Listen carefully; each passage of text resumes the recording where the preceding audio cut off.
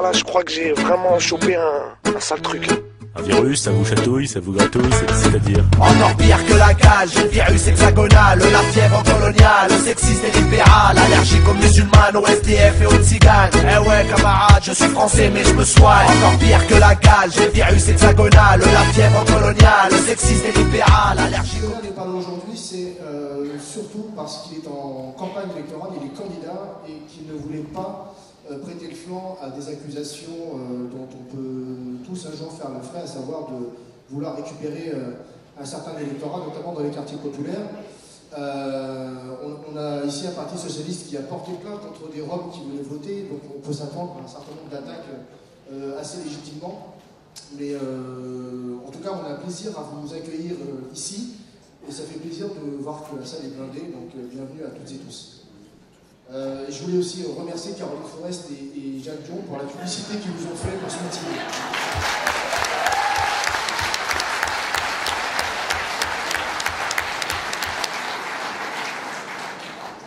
Voilà. Surtout que ce meeting a effectivement lieu dans un climat qui est de plus en plus insupportable. Enfin, Ismaël l'a dit, elle a aussi. Donc, dans la déclaration de rappel d'Hérodite, vous m'en excusez par avance. Mais je trouve que dans un contexte où on ressort effectivement la loi contre les nouveaux voilés, donc les radicaux de gauche, et au moment où la secrétaire d'État aux droits des femmes, donc, voilà, sauf au droit de porter le voile a priori, mais donc, la secrétaire d'État aux droits des femmes donc, nous pond une idée d'interdire le voile à l'université avec un recul du Premier ministre aujourd'hui qui j'espère sera réel, parce qu'on a l'habitude des reculades du Parti Socialiste en la matière. Donc, la déclaration a pour titre « Pour les droits civiques, pour les libertés publiques », j'en ai un certain nombre que je pourrais donner, mais vous êtes trop nombreux pour en avoir une chacun. Donc, la tenue à Saint-Denis d'une rencontre contre l'islamophobie participe de la liberté d'expression et de débat.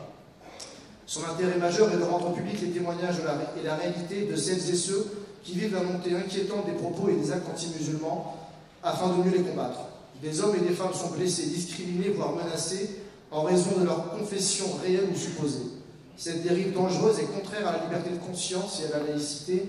Partager les connaissances sur ces discriminations et chercher les moyens de les faire reculer dans un large rassemblement, tel est le sens des travaux de cette rencontre. Je fais une parenthèse, excusez-moi. Il y a eu des pressions, beaucoup, notamment sur les organes politiques. Pas que, mais sur les organes politiques, ça a marché pour les Verts, hélas.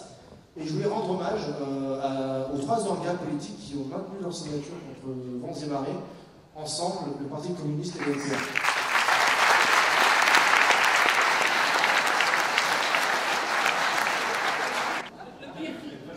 Ah oui, non, mais le jour où vous céderez à des pressions...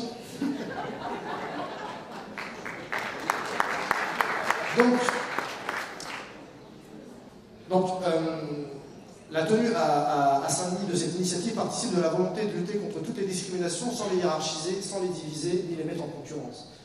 Elle ne signifie pas que la municipalité partage l'entièreté des positions défendues par les organisations signataires. Ismaël l'a dit tout à l'heure, nous avons effectivement des désaccords de fond avec certaines organes, que ce soit sur le mariage pour tous ou sur l'avortement.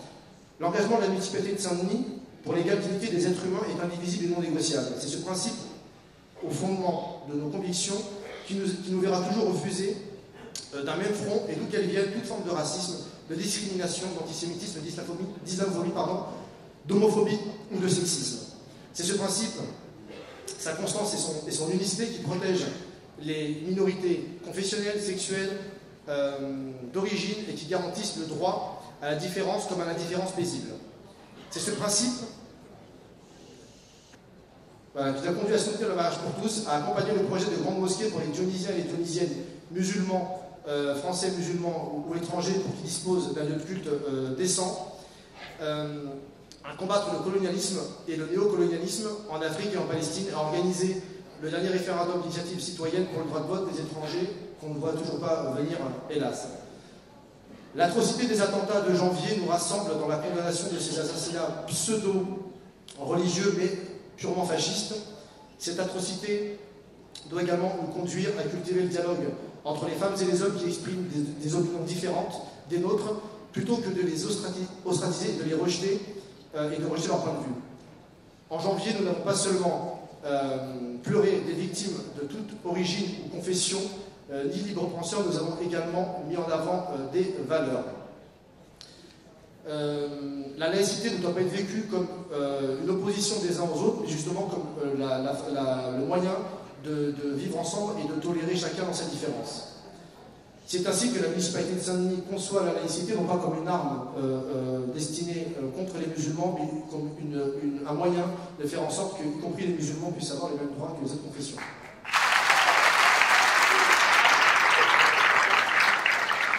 Je vous rassure, j'ai terminé. La municipalité de Saint-Denis, j'ai juste une phrase, continuera d'œuvrer à sa place le rassemblement des consciences et des luttes contre toutes les inégalités et toutes les discriminations. Encore une fois, bienvenue. Désolé pour le bug. La fatigue n'est pas possible de parler devant tout le monde, surtout quand c'est pas forcément prévu. Bonne soirée, bon meeting.